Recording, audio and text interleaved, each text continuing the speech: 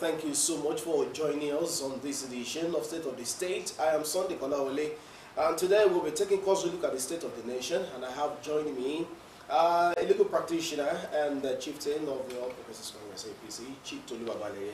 Thank you so much for joining us State of the State. Thank you for inviting me. Let's start from Ondo State. Just a few hours ago, Ondo State High Court sitting in Akure did nullify the creation of LCDAs, 33 LCDAs by the Ondo State government, saying that it's unconstitutional. You were the lead counsel in that suit. I'd like to allow you, give us an insight into what exactly made it unconstitutional as declared by the court. Thank you. What happened today is a relief for the common man. Court is always the last hope of the common man. And what happened today has further gone to prove that court is really the last hope of the common man. The judgment, I would describe it as a judicial tsunami. Judicial tsunami? Yes. That swept all 33 LCDAs, created without following the constitution, without following the yearning and aspiration of the people, created without equality, created without following principle of equity, and without following constitutional data.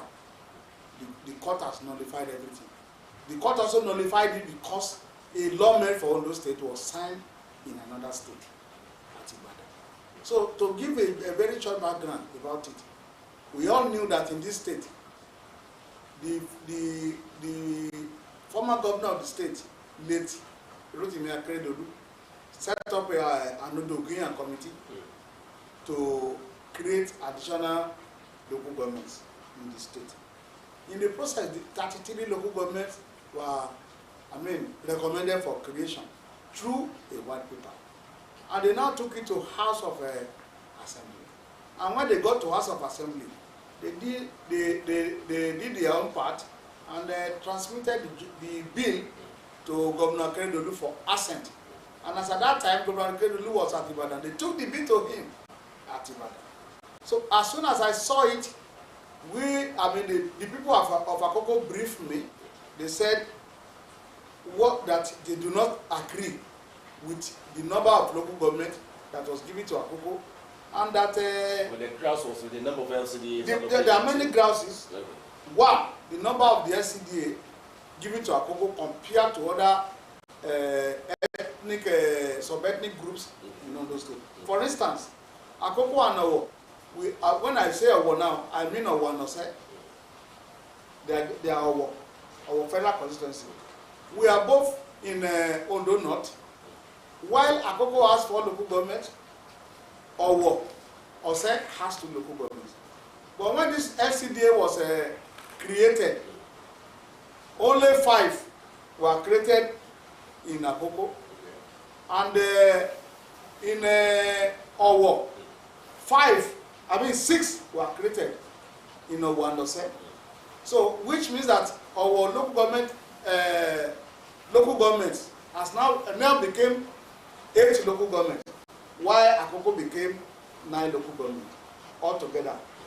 Now, when you look at the population census result or figure of 2006, which is still the population figure that is valid, that is still being used for planning in Nigeria today, or was just half of the population of Akoko people. So it means that this region was not equitable. Every street in Owo has a local government. For example, in Akoko Southwest, the place was balkanized and bastardized with the creation. Geography was not even followed. You have a situation, if you know Akoko South very well, where you now put Ikun as part of a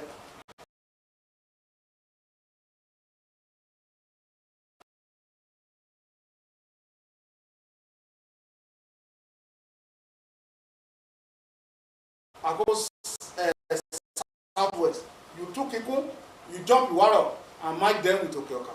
You took Koba, you jumped Chupari, jump Akuga and took Okioka. Why you have Barrow and Akuga and Chupari together? The people of Chupari said they will never participate in that local government. The people of Oba.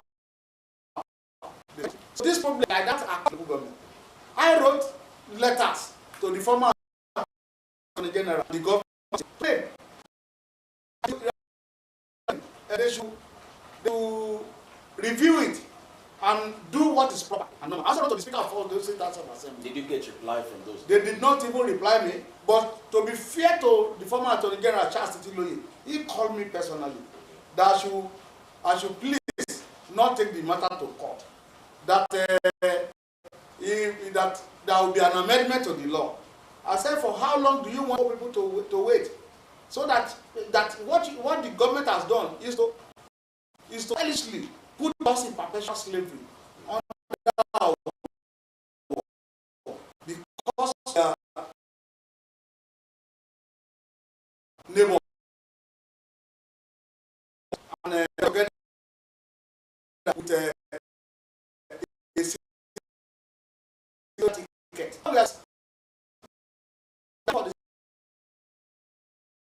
ticket. When the local government of the constitution and listen to because so you felt they believe that then that Attorney General was basically my people, the Akoko people went to the press center. They addressed press conference. They wrote series of a protest letter on the we had to go to court, which is the last hope of the common man. And when we got to court, file our papers, the state government also filed their own response. They changed their things because it was an originating summons, and we argued the matter. In fact, we had a motion on notice to restrain the government, and the court refused it and said it will rather hear the whole matter so that I can take a decision on it. So we had in April, I think April 21st, and the court reserved judgment. So today, the court gave judgment. And the court answered all our prayers about 12 in our favor, except one of the prayers, except one not relevant, were answered in those two that were relevant. Well, the two that were not relevant, which the court said it will not answer because it's like an academic exercise, is about the citing of the headquarters in some few places. We also challenge that, but the court said those questions are not relevant. Is the exercise no longer void? Yes, by and large, the court declared the exercise void because when you look at section 7, it provides of Nigeria is provided that for the existence of local government, democratically elected local government shall be guaranteed by the state. Section 8 now stipulates how local government should be created. It stated that for a local government to be created, there must be a request by the people from the area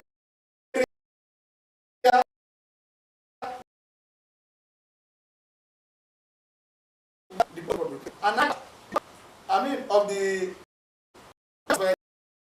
legislative, I mean, the local government must agree and pass a resolution that people want local government. So after that one, they will not make their request to House of Assembly. House of Assembly will sit on it and pass it by 2/3 majority. That social government should be created for social area. After that, the proposal will be taken back to that area, request for local government for referendum. So at the referendum, none of them, no referendum was done in this state. What they did was to invite some councillors and force some of them to sign, which will capture force some of them to sign. In my local government, they forced some of our councillors to sign. Some of them refused. At gunpoint or what? Not gunpoint. So how were they forced? Not they were called to the house of a particular party leader, and papers have been prepared for them. So they told us all this. So and we were able to prove it and demonstrate it before the court of law. Now the government on their own part claiming that they did not create local government. That what they created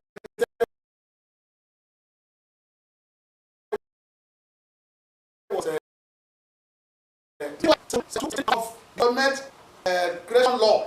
The law itself is titled Local Government Creation Law 2023, and they now came to court to say what they created was LCDA. The court disagreed that your intent and purpose was to create local government. And if you want to create local government, you must follow the law. And particularly, the court made reference to the one that was created in Lagos. You know that one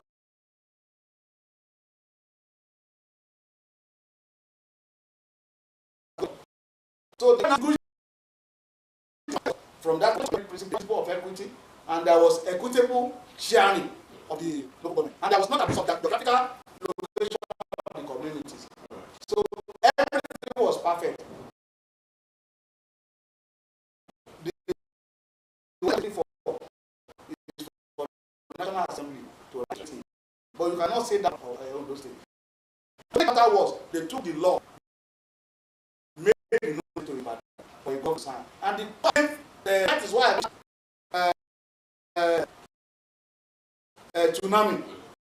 The court gave a very solid advocacy, like radical justice in that area, because the court, came to the conclusion that Ondo State House of Assembly has a befitting House of Assembly.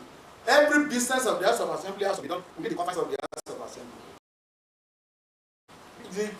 The courts in Ondo State, their jurisdiction within Ondo State, as close as Ikere is to Iju. Ondo State High Court cannot sit at Ikere.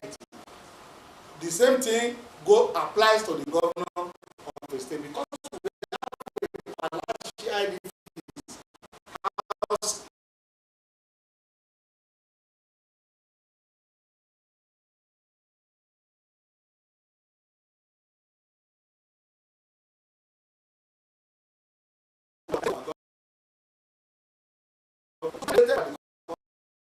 Cannot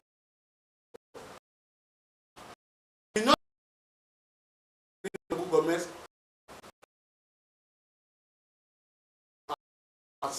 and they are as dead as dodo, as I talked to you. The last part I've not been heard of this case, you agree with me, because it's also the room for like you're making reference to litigation on this matter to any length. Are you besieging an appeal by the government? Well, I'm not a government. I don't consult for government, but if they choose to go on appeal, we'll meet them. So, but from what I can see, this is a declaratory judgment. Yeah, as soon as it takes immediate effect, and if they go on appeal, there cannot be an injunction, because you cannot restrain a declaratory judgment. So that's the way I look at it. As we have it today, We have 18 local governments in Ondo State. And I do not expect the government to go on appeal. But if they choose to go on appeal, we shall meet there. All right, let's take a break. When we return, we will take a closer look at some other issues as far as the state of the nation is concerned. Please stay with us. Sorry.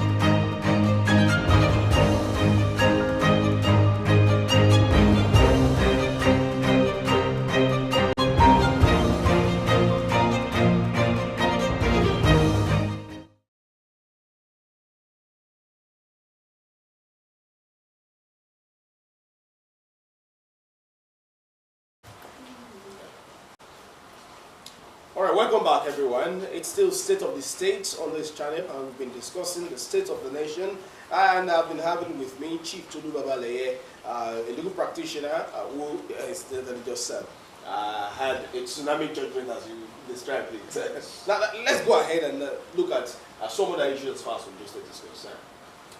Come November 16, Ondo State will be going into governorship election. Do you think that all of the mechanisms are working together to ensure that we have a smooth, free, fair, credible election? Well, I do not see anything that will not make the election to be smooth and credible.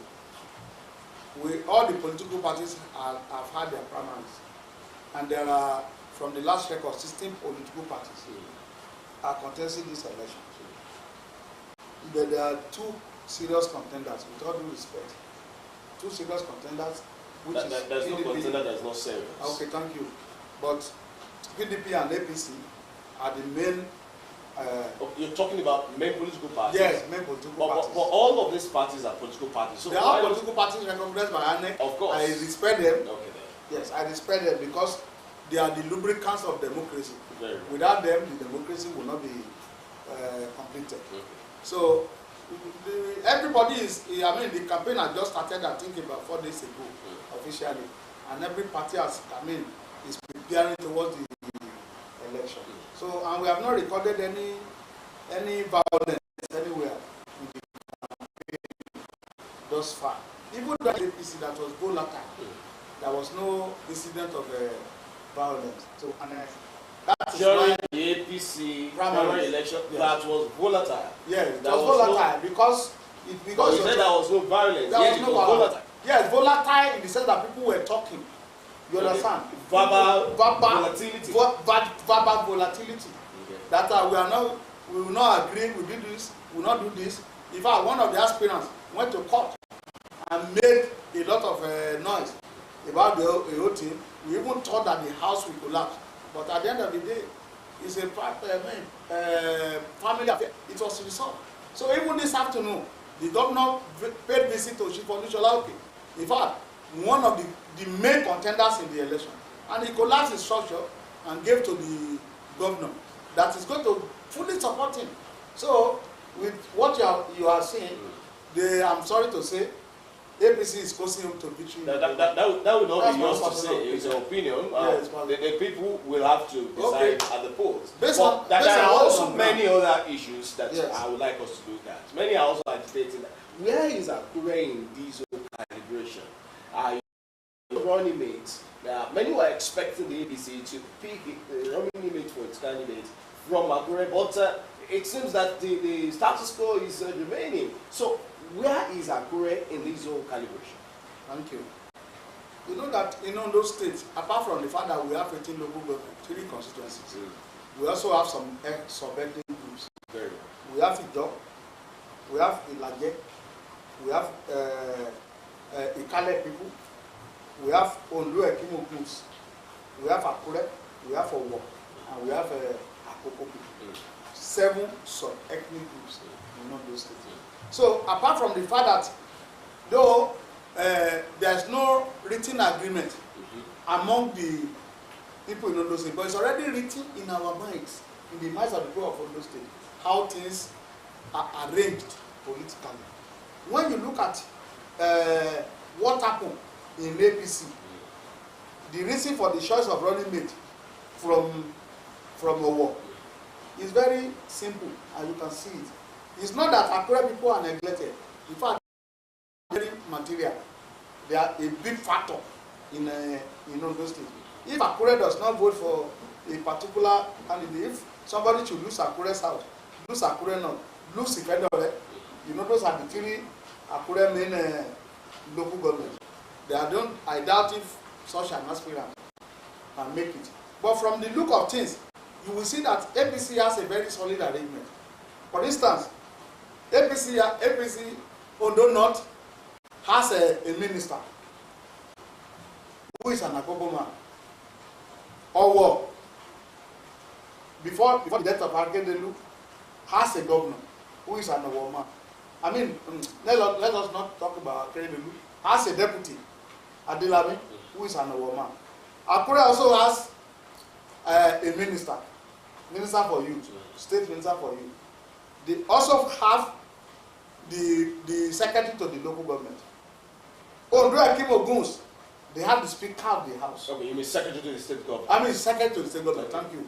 Ondo Akim Oguns has speaker of the house. Ilage has the governor, as we talk today. So the Ikale, they have minister. I mean, they have a senator. You understand? Though there are 3 senators, you also know that Akure has a senator. So you cannot say that Akure is neglected. But the issue of the deputy governor is it was a volatile thing for APC. What made it volatile? What made it volatile was that if you look at the way things are done in Ondo State, people believe that the moment a governor comes from Ondo South, the deputy must come from the central. Then if a governor comes from Ondo North, the deputy will come from the south. If a governor comes from Ondo Central, the deputy will come from north. That has been the unwritten arrangement. Like you put it. Yes, that's on ground. But if you look at the circumstances of what happened with the death of Akeredolu and the people of Owo cannot just be wished away, because now the senator is in Akoko, the minister is in Akoko. So if you now leave Owo and you now pick the deputy that has a minister, and they, you know, it will have a boomeranging effect more than the way it is now. You know. So it is this matter, not a case of what some have said that some higher powers actually mandated that that's actually. That is not correct. How sure? That's not correct. How sure? Because I'm an insider in APC. So tell us the inside story. How did it happen? Because some feel that there was higher power that dictated that choice. That's not correct. The choice of a deputy governor is that of the governor and the party. The governor consulted.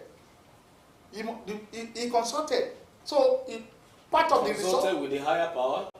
Of course, he has to consult with the leaders of the party. I don't know what you mean by higher power.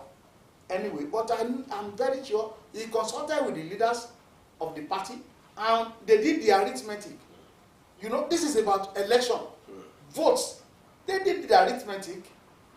You understand? And discovered that the best bet is to go with the deputy governor, who is from Owo. Well, time is to placate our people, and because of the death of Aketi, and for Owo not to be in the calculation. Okay, now, Chief Mamale, let's go to the national scene and let's look at the raging controversies about the national minimum wage. Labour is insisting that it's either 250,000 naira or nothing. The federal government is saying, look, I cannot pay beyond 60,000 naira. That led to industrial action that was eventually suspended. And during the Democracy Day celebration, the president did say that the government has had an agreement with Labour. But Labour was swift to come out and say, look, we did not have any agreement. But the president is saying that there will be a transmission of that agreement to the National Assembly. Isn't there going to be a lacuna eventually in this matter? Well, I'm very sure the president must have been wrongly advised by some of the handlers of this Labour issue. For a president to say it on national television that agreement has been reached with Labour and that they are only waiting to send an executive bill to the National Assembly to promulgate the new minimum wage into law for the next 5 years. And Labour came out the second day without even blinking an eye to say no, we did not agree. From what Labour has said, it shows that there has not been agreement. From my experience from principle of collective bargaining in labor law, there must be consensus ad idem. Consensus ad idem is a Latin word which simply means meeting of the minds. Okay. So there must be meeting of the minds. Labor must agree, and the government must agree. When it comes to negotiation of minimum wage, I do not want government to think that they can wear a big stick. It will not work. You understand?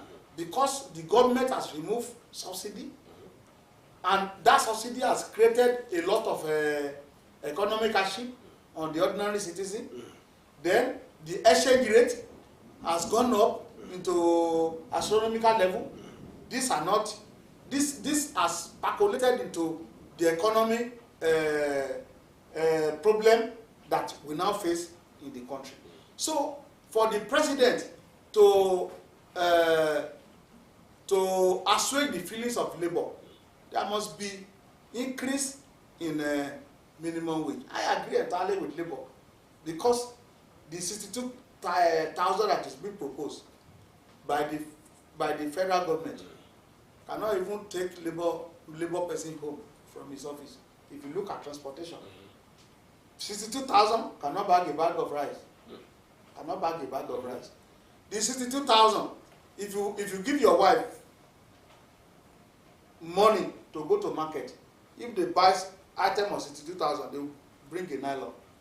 So I want the federal government to look at all this and do what is needful for the people to be happy. Because as it is now, Nigerians are not happy. Do you trust the National Assembly to treat this right if eventually such a thing is transmitted to it with the crop of people we have at the National Assembly? National Assembly members are elected by the people, of which Labour is part of the people. Yes.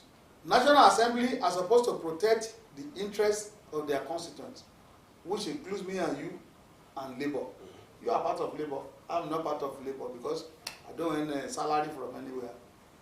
National Assembly is supposed to be a watchdog on the executive, where they are going. They to say,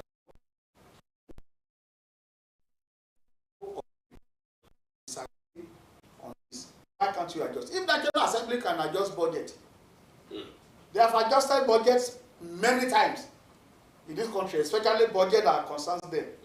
They should be able to adjust minimum wage if it is not, if it is not acceptable, or if it is not reasonable, because let me not use the word acceptable, because apparently there is no way Labour can get 262,000. It's not practicable. Let us not deceive ourselves. But 100,000 will not be a bad idea with this economy. They can still manage it and see what government will do to bring down the economic inflation at this level. So what you're saying is if the National Assembly could adjust the budget as far as it concerns them, in your words, yes, they have adjusted budget many times. Many times. Especially when it concerns them. Especially when it concerns them. Yes. I'm talking from authority. We're all in this country. This is a national television. They have adjusted budget. Man, even this last one, a senator was suspended because he came out to say that budget was padded. So what is the meaning of that? Well, that brings us to the issue of the impending strike being planned by ASU. ASU is also saying that, look, this is getting too much. There must be something done. Don't you think it's high time the federal government did something that will really switch all of these concerns so that governance can be faced head-on, and there would be a way to really say that the economic situation is being addressed to the satisfaction of at least a greater number of people, if not everyone? Well, on the issue of ASU, it has become monotonous. It is no longer making sense for ASU to be going for strike all the time over a very slip issue. They will go on strike. So I think federal government should address this issue of ASU once and for all, so that our children can go to school. They should be able to predict when they are going to graduate, just like we have it in the private schools. It's not everybody that can afford the fees of private institution. So government should please enter into negotiation again with ASU. Or if there's any agreement that they have already had with ASU, they should please respect the agreement. And if there's anything that do not make them to be able to respect the agreement, they should let ASU understand. This is give and take. Nothing is cast in iron or stone. They should let ASU understand. So if ASU is saying we are going to strike in 21 days, government should not wait till the 20th day before they start to address the issue. The moment they say we are going on strike, I expect the Minister of Education and those working with him, Minister of Labour and those working with him, to immediately swing into action and stop it, because it is giving Nigeria a bad name. Even our children now can no longer afford universities abroad. And because I was reading something today on social media, where a university in England was sending some Nigerians back home because they could no longer pay the fee because of the exchange of dollar. I mean, $1 and pounds to naira. So our government should strengthen our institution, because Nigerian schools are still the best. If you ask me, anywhere in the world, because our doctors, Nigerian universities are still the best. Nigerian universities? Yes, because if you go abroad, the people that will attend to you are Nigerian doctors and nurses. They were trained from Nigeria, and under this principle of JAPA, they went there. Or perhaps giving a better environment. Environment to work. But you are only able to work there because you had basic training, where you acquire your residual knowledge. That's what they call solid foundation. Solid foundation. So Nigeria University is still the best compared to every other university, with due respect. Because otherwise, they will not be coming here to recruit our doctors. Okay. Let's go to Rivers State. It seems that things are falling apart and the center is not able to hold as far as the part also in Rivers State is concerned. But we hope that the center will be able to hold eventually. It seems that it's a case of constitutional, perhaps do you say it's a misunderstanding or misconception that's happening in Rivers State.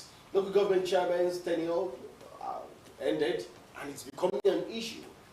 Some in certain quarters want extension to their tenure. The governor is saying no, they must go, and all of that. Don't you think it's time that the respect that's due the rule of law be given it in Rivers State for tranquility and peace to reign? Well, the problem with Rivers State is that they have complex constitutional issues. Complex constitutional issues. The reason I say complex constitutional issues is that House of Assembly had issues.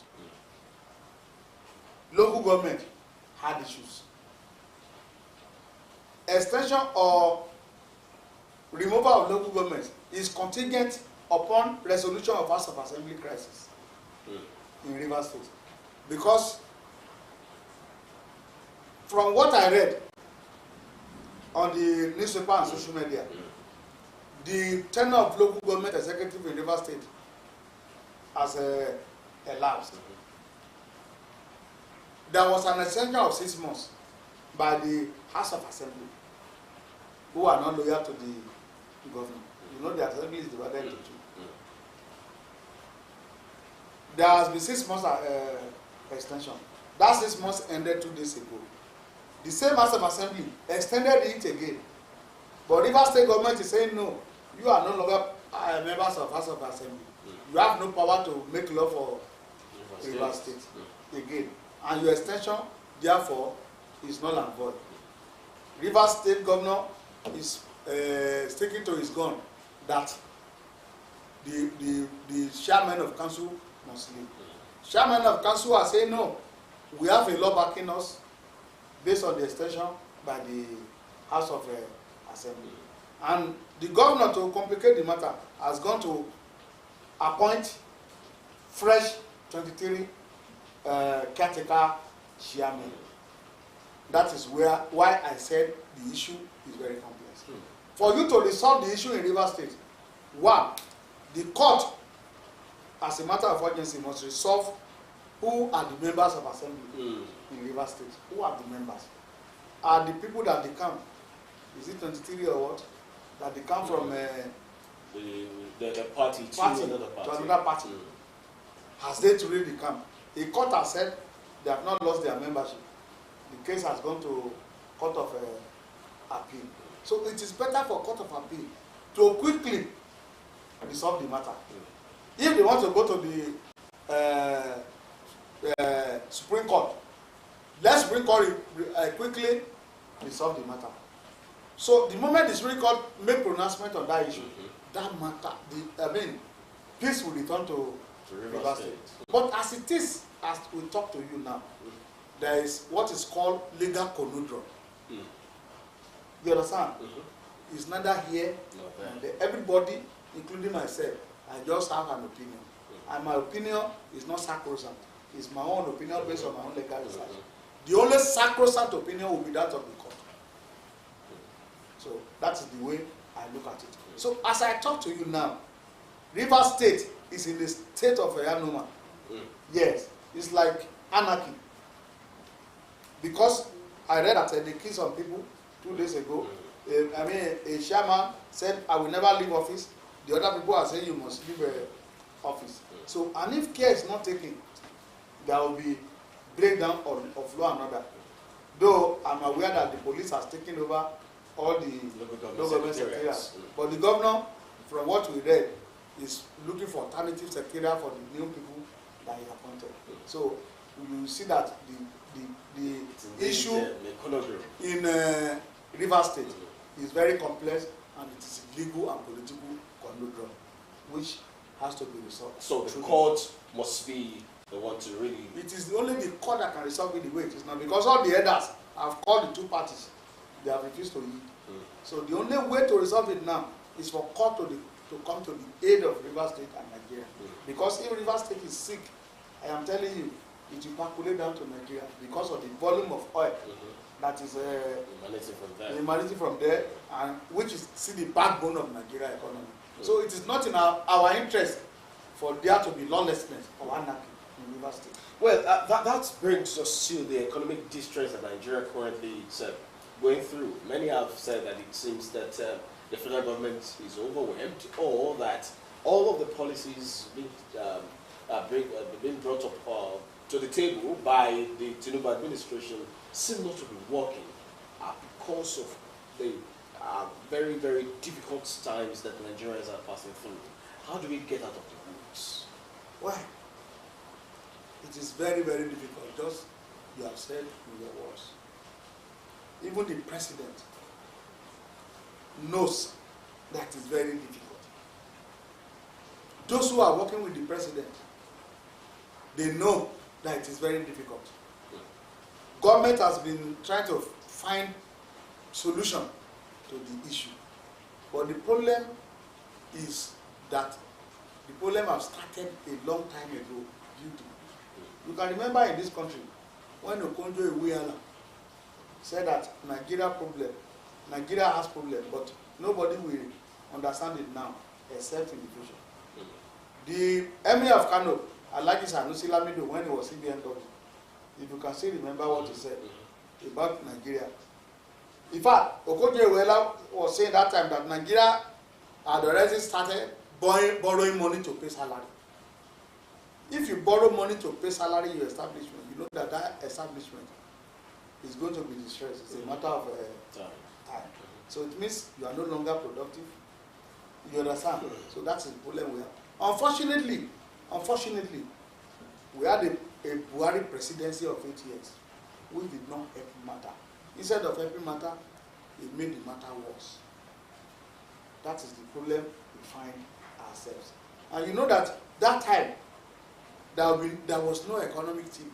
Nobody was even thinking on what to do. Things were just borrowing money without, using the money for production.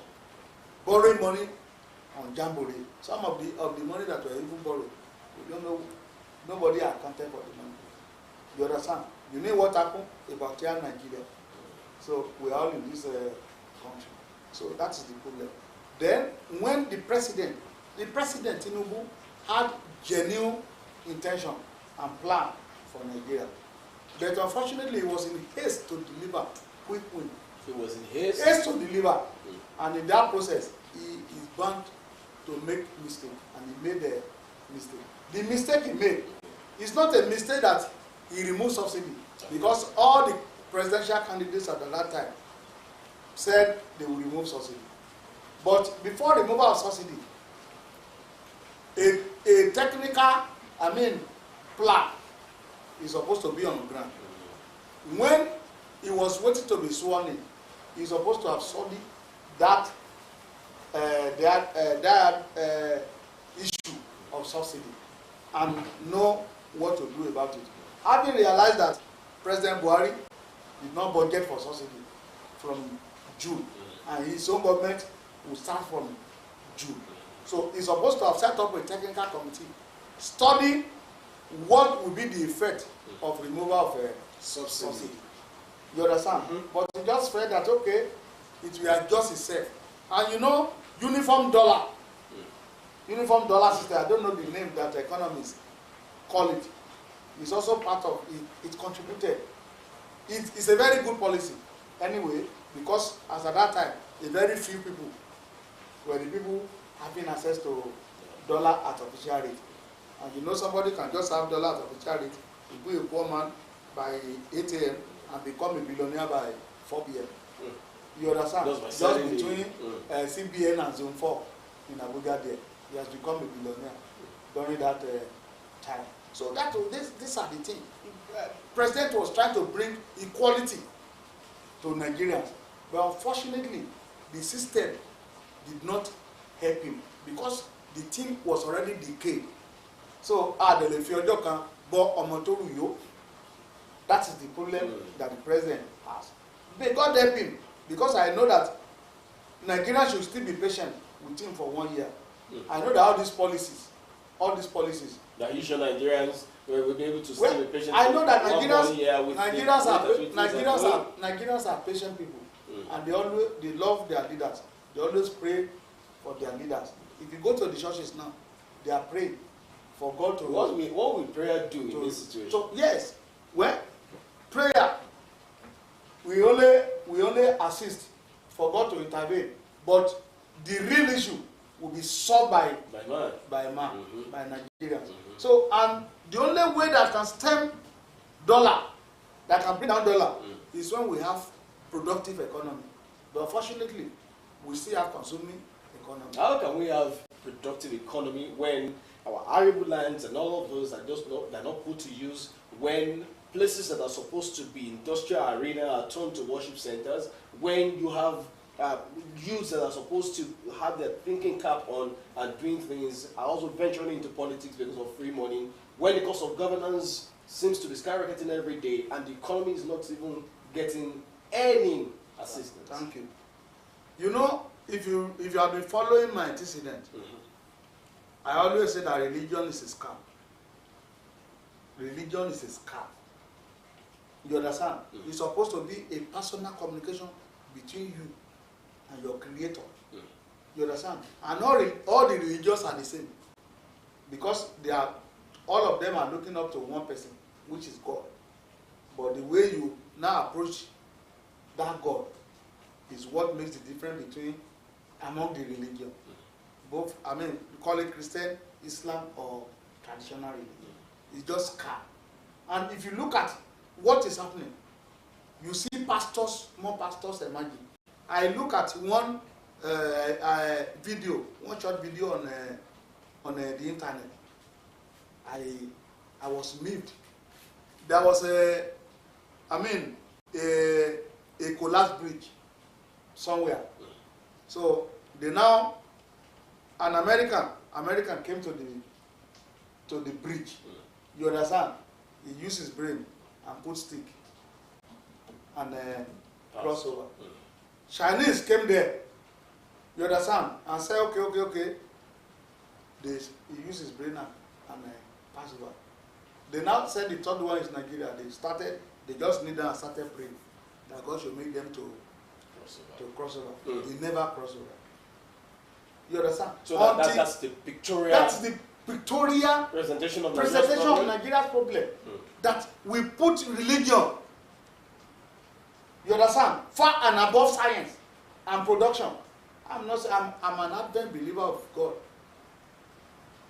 I'm a member of a Christ Apostolic Church, Inner Circle 1, at the topmost echelon in this nation. But I still believe that many things can be done if we do not follow religion. How can we encourage productivity in Nigeria? The way we can encourage productivity is to encourage agriculture. You understand? CBN had a very good program during Buhari, but it was not. It was wrongly implemented. They call it Anchor Borrowers program. That program ought to have shoot Nigeria up economically, but unfortunately, we have a CBN governor that bastardized the whole thing.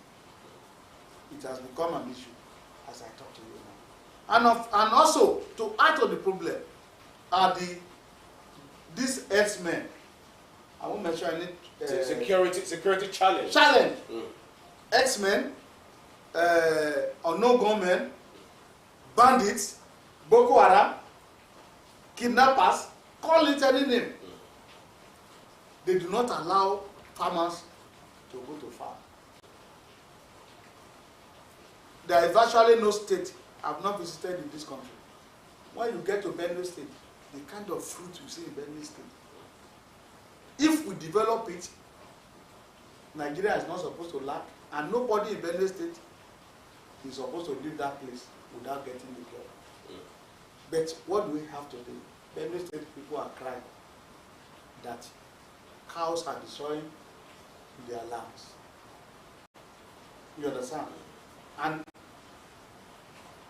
I listened to a particular senator who was saying cows should be equivalent to a Nigerian citizen. I wept for this nation.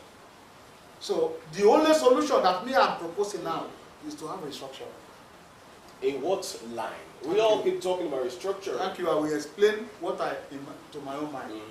Restructuring, we should go back to regionalism. Are you by any means recommending the 1963 constitution? If we can go back to Nigeria, we hate it. Then nothing stops us from going to 1963 constitution. Because we have tested presidential system, we have also tested parliamentary system. One has worked better than the other, to the extent that we have even gone back to the national anthem then. So, and then go forward. We should go back. We should go back to what was? To principle and start again. Okay. And our model of federalism, because they have shared the states, some states now are already feeling a sort of independence. Yes, no problem about that. Let there be Southwest, you understand, with our National Army Assembly at Ibadan. Only one National Assembly. Then it will be like that. There will be only part-time Senate and national. And each region should be allowed to manage its resources. Yes. Resource control. Resource control. So what we get from the resources, you understand, a percentage will now be given to the central. Instead of going to Abuja Cap in hand to beg for money, it's supposed to be region giving money to the central. And only two things or three things will be left for the central to preside over. Defense, when it comes to general territory, immigration, and currency. Okay. Now, because of our time, I need to let you go now. But before I let you go, President Bola Ahmed Tinubu went for the inauguration of South African president for a second term. The social media everywhere got so much engaged. Some were saying that the president was snubbed and all of that. Eventually, another video came out where the two presidents really exchanged pleasantries. What does this really push out of us as a people with due respect to how we handle our leaders? Well, the problem is that Nigerians don't have respect for our president. Whose fault? Well, it is the fault of the leaders anyway, but followers also has fault. Okay. You understand? Because if you provide good leadership, people will love you. Just like some people are, when they go, up till now, they in India still go to Gandhi to pray in the tomb of Gandhi. Ayatollah Khomeini in Iraq, he have been in Iran, people still go there. You understand? Very. To pray, because these are trusted leaders. If we have a leader in Nigeria that people can trust, he will earn respect. You don't ask for respect, you earn it. You understand? You don't ask for respect, Yes, you you earn earn it, it. of course. But unfortunately in Nigeria, because of that fact that we believe that our leaders have not been up and doing, we lack respect for our leaders. That's why you see in social media all these content creators, you see the way they are, mimicking the president, using negative things to describe the president. So there must be mutual respect, and an yes. understanding to And for foster example now, development. there's no way South Africa can respect Nigeria, even though we are partners in program, but